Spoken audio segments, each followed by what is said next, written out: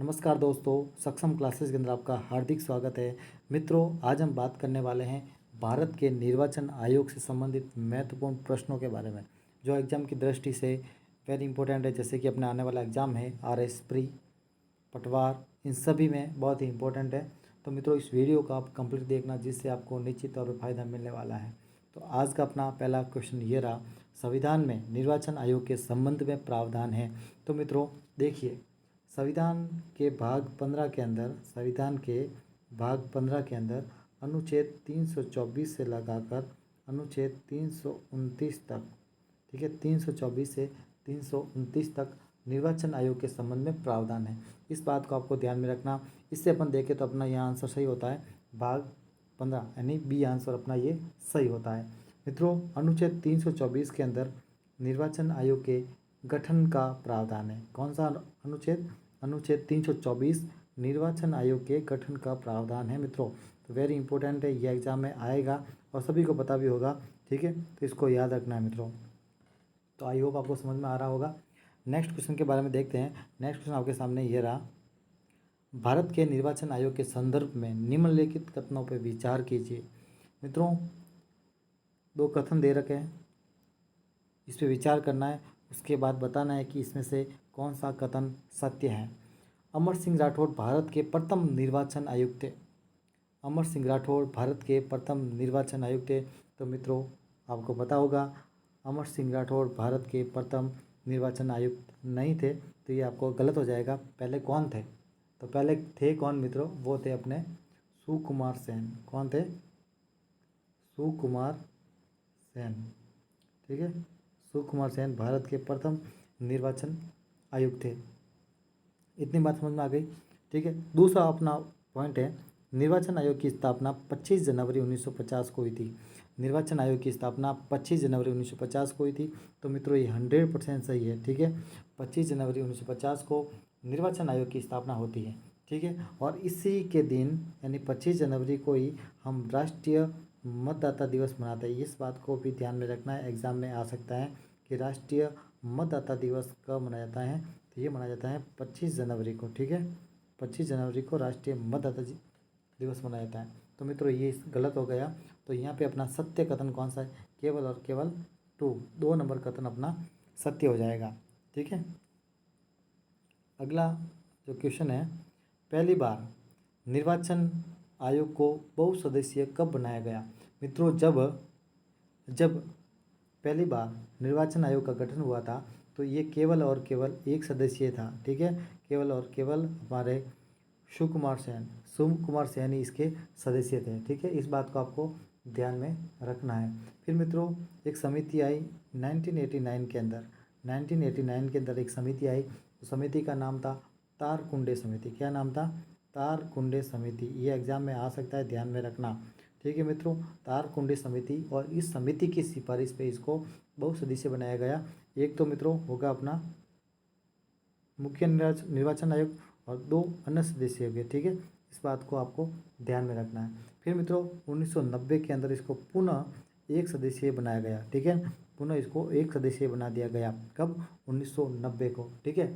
फिर मित्रों, very important जो अभी आता है वो है मित्रों 1 अक्टूबर 1993। 1 अक्टूबर 1993 एक समिति बनती है, दिनेश गोस्वामी समिति, ठीक है। दिनेश गोस्वामी समिति, और इस समिति की सिफारिश से मित्रों पुनः इसको बहुसदस्यीय बना दिया जाता है, ठीक है। तो वर्तमान में मित्रों कितने सदस्य हैं? तो मित्रों वर्तमान के अंदर बात करूँ तो देखिए, वर्तमान के अंदर एक तो मित्रों मुख्य निर्वाचन आयुक्त और 2 अन्य सदस्य, ठीक है। तो कुल मिला के मित्रों 3 सदस्य वर्तमान के अंदर है। कितने? 3 सदस्य वर्तमान के अंदर हैं। ये बात आपको ध्यान में रखना है, एग्जाम में आ सकता है मित्रों। न तो संविधान के अंदर और न संविधान के अंदर में तो सदस्य हो, और न ही मुख्य जो निर्वाचन आयुक्त हैं इनका निर्धारण है। तो इस बात को भी आपको ध्यान में रखना है। तो ये बात आपको समझ में आ गई। तो यहाँ पे अपना जो सही आंसर कौन सा है? 1989 के अंदर पहली बार तारकुंडे समिति की सिफारिश पे इसको बहुसदस्यीय बनाया गया। फिर मित्रों 1990 के अंदर इसको पुनः एक सदस्य बना दिया गया, और 1 अक्टूबर 1993 को दिनेश गोस्वामी समिति की सिफारिश पे इसको पुनः बहुसदस्यीय बनाया गया। तो इस बात को आपको ध्यान में रखना है, ठीक है। तो आई होप आपको समझ में आ गया होगा। नेक्स्ट क्वेश्चन के बारे में बात करते हैं। तो अगला क्वेश्चन आपके सामने ये रहा, निर्वाचन आयोग के संदर्भ में निम्नलिखित में से कौन सा कथन असत्य है। मित्रों, इसके बताना है कि इसमें से कौन सा जो कथन है वो असत्य है। मुख्य निर्वाचन आयुक्त एवं अन्य सदस्यों की नियुक्ति राष्ट्रपति द्वारा की जाती है।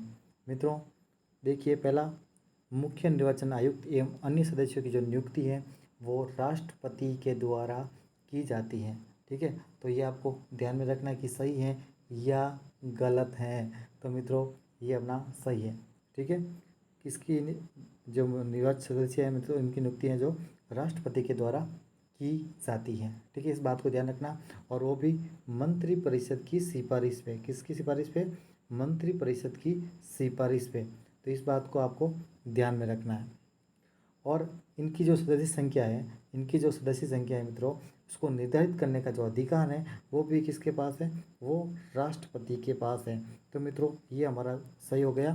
फिर नेक्स्ट है, इनका वेतन उच्चतम न्यायालय के न्यायाधीश के समान होता है। मित्रों जो ये भी सही बात है कि इनके जो वेतन होता है वो उच्चतम न्यायालय के न्यायाधीश के समान होता है। तो मित्रों ये भी अपना सही हो गया। इनका कार्यकाल सामान्यतः 5 वर्ष या 65 वर्ष की आयु जो भी पहले हो तक होता है। तो मित्रों ये अपना गलत है। इनका जो कार्यकाल है 6 वर्ष की आयु या 65 वर्ष की आयु जो भी पहले हो वो होता है, ठीक है। तो मित्रों यहाँ अपना ये आंसर सही 3 सी होगा। फिर चौथा देखिए, मुख्य निर्वाचन आयुक्त को संसद के प्रस्ताव पर राष्ट्रपति पदमुक्त करता है। मित्रों तो पदमुक्त करता है, ये बात 100% सही है। देखिए, मुख्य निर्वाचन आयुक्त को संसद के प्रस्ताव पर राष्ट्रपति पदमुक्त करता है, और अन्य निर्वाचन आयुक्तों को मुख्य निर्वाचन आयुक्त की सिफारिश पे राष्ट्रपति करता है, ठीक है। तो ये बात भी ध्यान में रखना है। अन्य को कौन करता है? करता दोनों को राष्ट्रपति है, लेकिन सिफारिश कौन करता है मित्रों? यहाँ पे सिफारिश करता है मुख्य निर्वाचन आयुक्त, ठीक है। तो ये बात आपको ध्यान में रखनी है। ये बात आपको समझ में आ गई होगी। तो मित्रों यहाँ पे जो अपना सही आंसर होगा सी। अगला क्वेश्चन देखिए, निम्नलिखित में से निर्वाचन आयोग का कार्य नहीं है। निम्नलिखित में से निर्वाचन आयोग का कार्य नहीं है। मित्रों आपको बताना है कि कौन सा निर्वाचन आयोग का कार्य नहीं है। लोकसभा, राज्यसभा, विधानसभा, विधान परिषद के चुनाव संबंधी विवादों का निपटारा करना। मित्रों देखते हैं इस बारे में, ये 100% सही है। लोकसभा, राज्यसभा, विधानसभा, विधान परिषद के जो चुनाव संबंधी जो विवाद होते हैं उनका निपटारा करने का जो कार्य किसका है? निर्वाचन आयोग का है। फिर नेक्स्ट है, राजनीतिक दलों को मान्यता देना व चुनाव चिन्ह प्रदान करना।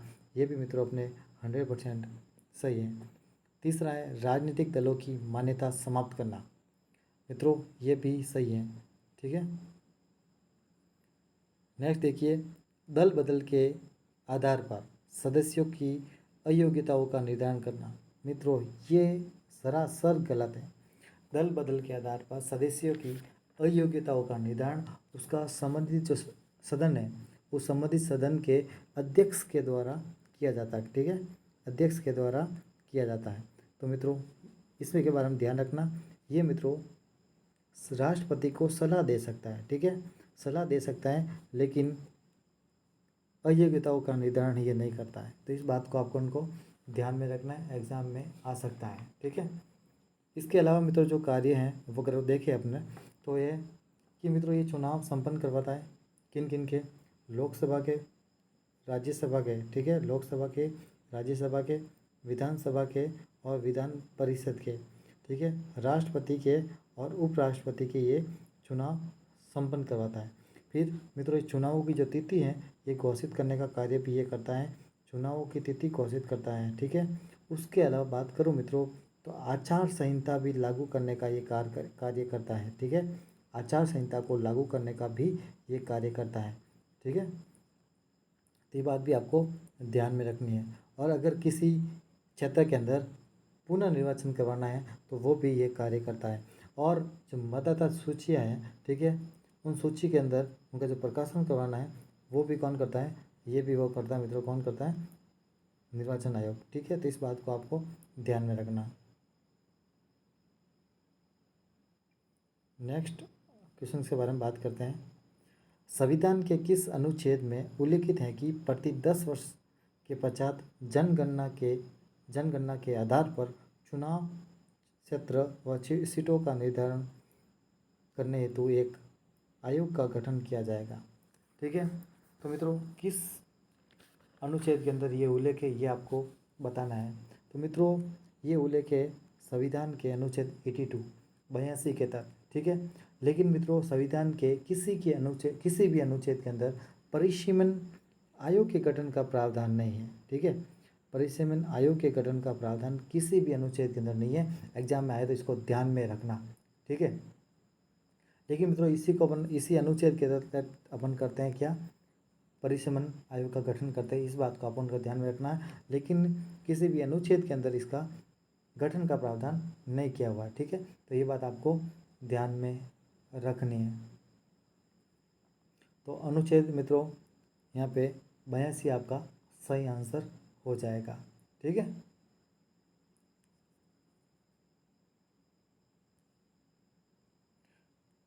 वर्ष 2002 के परिसीमन आयोग के अध्यक्ष कौन थे? वर्ष 2002 के परिसीमन आयोग के अध्यक्ष कौन थे? तो मित्रों आपके सामने 4 ऑप्शन दे रखे हैं। न्यायमूर्ति कुलदीप सिंह, नसीम जैदी, ओपी रावत और AK ज्योति। तो मित्रों सिंपल सा है और सभी को आता होगा, और यह मित्रों सही आंसर है न्यायमूर्ति कुलदीप सिंह। मित्रों अब तक 4 जो परिसीमन आयोग हैं इनके गठन हो चुका है। कितने? 4 परिसीमन आयोग का गठन हो चुका है। वो कब कब हुआ? तो पहला हुआ था मित्रों 1952 के अंदर। ठीक है, दूसरा हुआ था अपने 1962 के अंदर, तीसरा हुआ था 1972 के अंदर।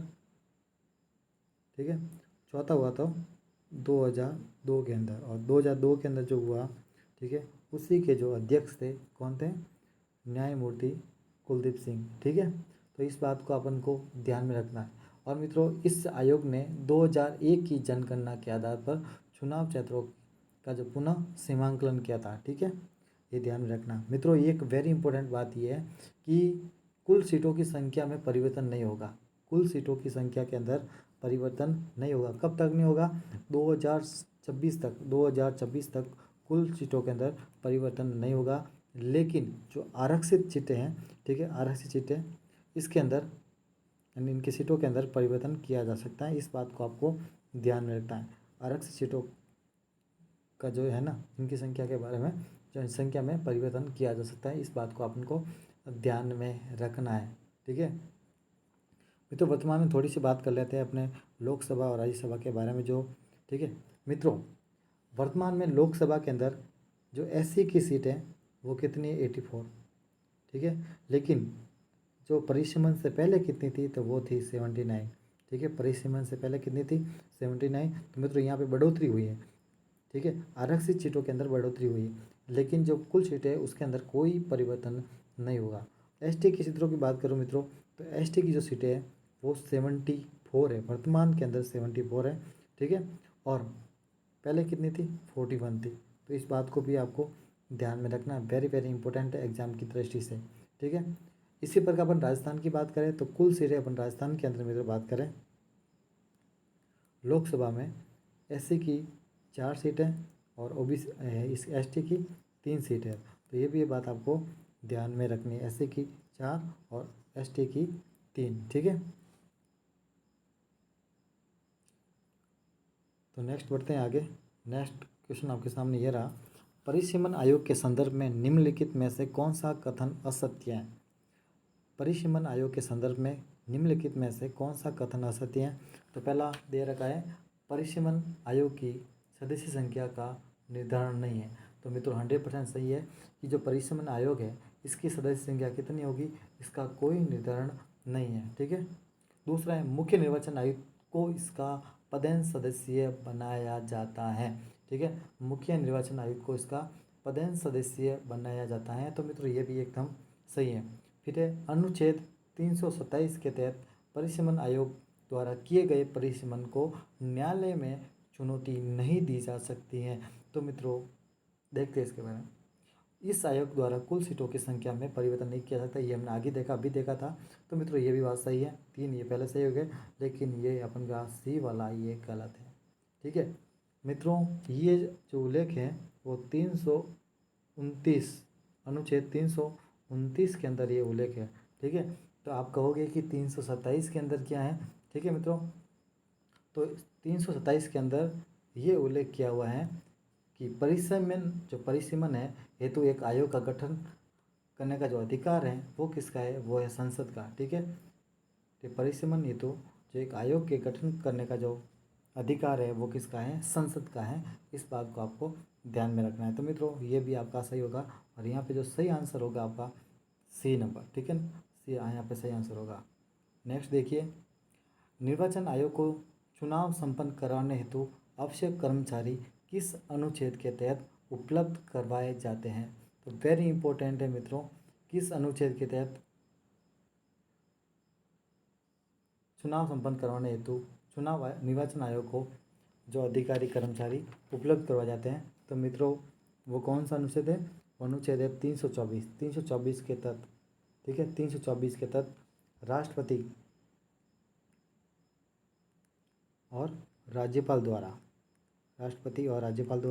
ठीक है चुनाव संपन्न करवाने हेतु कर्मचारी उपलब्ध करवाए जाते हैं। ठीक है, और चुनाव के दौरान ये जितने भी अधिकारी हैं ये वो सभी निर्वाचन आयोग के अंडर में काम करते हैं। किसके आयोग अंडर में काम करते हैं मित्रों, तो निर्वाचन आयोग के अंडर में काम करते हैं चुनाव के समय। तो इस बात को भी आपको ध्यान में रखना है। आई होप समझ में आ रहा होगा और बहुत अच्छे से आ रहा होगा, एग्ज़ाम में आप अच्छे से सही करके आओगे। ठीक है, ऐसी हम कामना करते हैं। नेक्स्ट क्वेश्चन आपके सामने ये रहा, भारत की प्रथम महिला मुख्य निर्वाचन आयुक्त कौन थी। भारत की प्रथम महिला मुख्य निर्वाचन आयुक्त कौन थी। तो मित्रों सिंपल सा है और सभी को पता होगा। यहाँ पे जो सही आंसर है वी.एस. रामा देवी। ठीक है, एकमात्र महिला जो मुख्य निर्वाचन आयुक्त रह चुकी है। ठीक है मित्रों, डॉक्टर नगेंद्र सिंह थे, ठीक है, डॉक्टर नगेंद्र सिंह ये राजस्थान के थे और ये मुख्य निर्वाचन आयुक्त रह चुके हैं। ठीक है, मुख्य निर्वाचन आयुक्त रह चुके हैं। इस बात को भी आपको ध्यान में रखना है। नेक्स्ट है, भारतीय संविधान के किस अनुच्छेद में वयस्क मताधिकार। ठीक है, वयस्क मताधिकार ऐसे होगा वयस्क। ठीक है, वयस्क मताधिकार का प्रावधान है। तो मित्रों यहाँ पे जो सही अनुच्छेद कौन सा है, वो है 326 के तहत ये उल्लेखित किया हुआ है कि जो वयस्क लोग होंगे जिनकी उम्र 18 साल होगी वो चुनाव दे सकते हैं। ठीक है, यानी मत दे सकते हैं। इस बात को आपको ध्यान में रखना है। ठीक है, तो आई होप आपको समझ में आ गया होगा। जो भी इम्पोर्टेंट बातें थी वो सब आपको बताया है। और अनुच्छेद अगर 325 की बात करूँ मैं, तो मैं 325 के अंदर ये उल्लेख किया हुआ है कि मित्रों